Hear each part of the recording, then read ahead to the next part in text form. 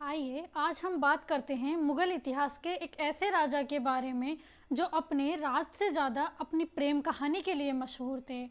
हाँ जी, मैं बात कर रही हूँ जहांगीर और अनारकली की प्रेम कहानी की।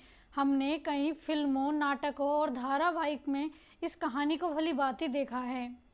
दिलीप कुमार और मधुबाला की फिल्म मुगले आजम ने तो मानो इस कहानी को वास्तविकता का रूप ही दे दिया है। लेकिन आइए आज हम जानते हैं इस कहानी के पीछे कितनी सच्चाई है।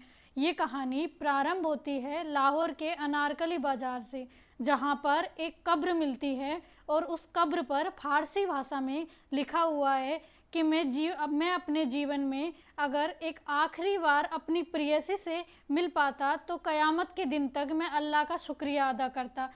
इस कब्र पर दो और तारीखें अंकित है। एक 1599 जिसके बारे में कहा जाता है कि यह वह दिनांक है जब इस कब्र में उपस्थित इंसान की मृत्यु हुई थी, और दूसरा 1615 कब्र के निर्माण की तिथि को दर्शाता है। लेकिन कई आधार इस प्रेम कहानी पर सवाल खड़ा करते हैं।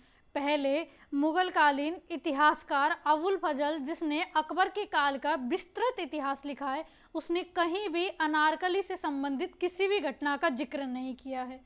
दूसरा और भी हैरान कर देने वाला विषय यह है कि जहांगीर ने अपनी स्वयं की आत्मकथा तुजु के बाबरी में कहीं भी अनारकली से संबंधित किसी भी घटना का कोई वर्णन नहीं किया है।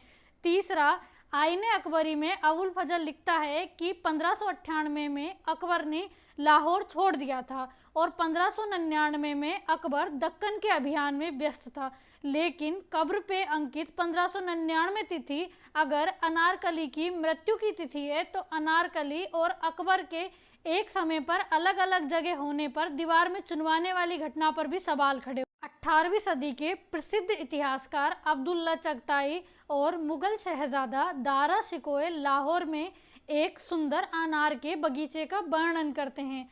अब्दुल्ला चगताई कहते हैं कि अनार के बगीचे के बीच में जो कब्र थी उसका नाम अनार के बगीचे के नाम पर अनार।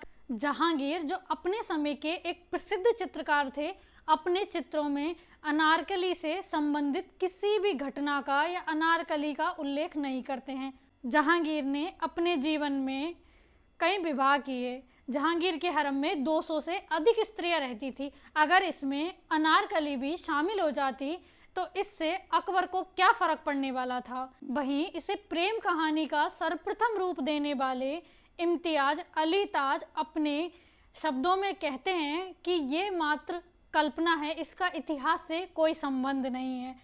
लेकिन कहानियों, नाटकों, धारावाहिकों ने इस कहानी को इतनी शिद्दत से और इतनी बार बार दिखाया है कि हमें ये वास्तविकता प्रतीत होती है। और कहा भी गया है, अगर झूठ को बार बार कहा जाए तो वो सच लगने लगता है। ऐसा ही कुछ जहांगीर और अनारकली के प्रेम कहानी के साथ है।